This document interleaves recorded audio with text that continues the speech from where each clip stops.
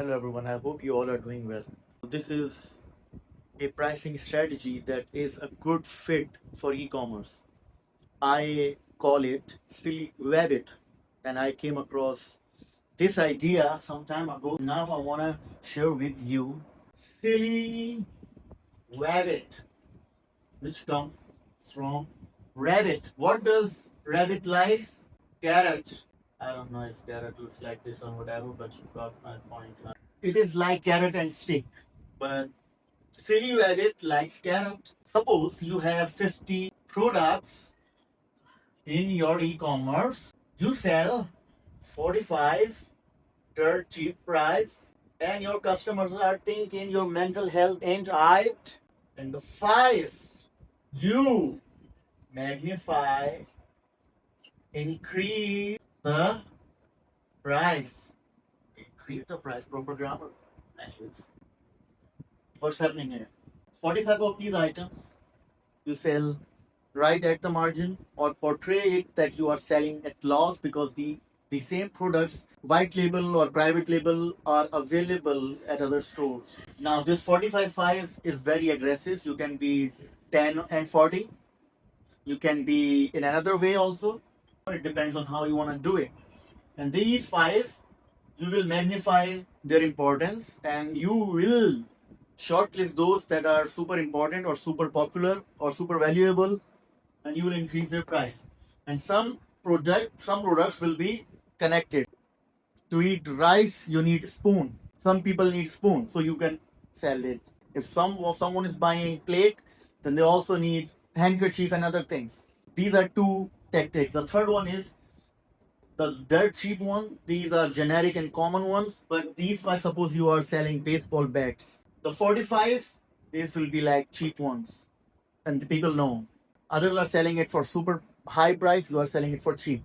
Now, how you procure that, how you position that, and how you market it, beautify it, aesthetics part, previews, descriptions, keywords. You hire a model to portray the product, that's another matter. But these 5, these will be popular one. It would have characteristics, specifications, market value that is above. And people know it, and you will sell it for high, and these are what people are relying upon, depending upon. Because 1, it's super nice, super different. 2, it is depending on the others. 3, you are magnifying the price and you are proving that it is valuable. 4, you will use little bit of psychometrics and neuromarketing. For example, you're saying this is superior. The Apple logic. This is the gold standard or diamond standard or whatever. What happens here? That if you are selling 100 of this, 100 of 45 dirt cheap, you are making only 5% of the revenue, which suppose is 5,000. The other 5, you are selling, let's suppose 5, but it represents 200%.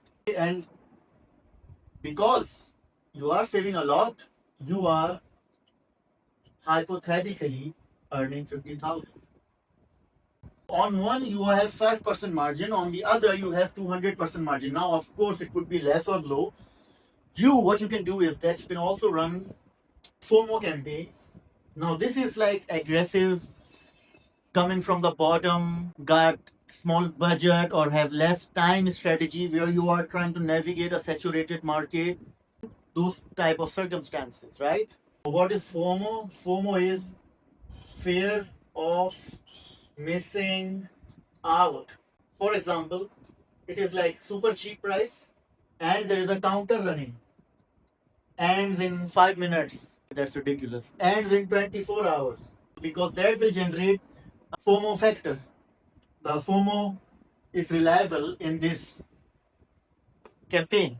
Similarly, you can have other elements that you can integrate, implement with these subset of ideas. You can create this cluster and a blend which in a short run as well as in a long run will be resulting in a positive ROI. These are some tips, the methodology of Silly Wabbit that I wanted to cover. In other lectures, I will be covering e-commerce pricing strategies, several others that you can use according to your context. Thank you.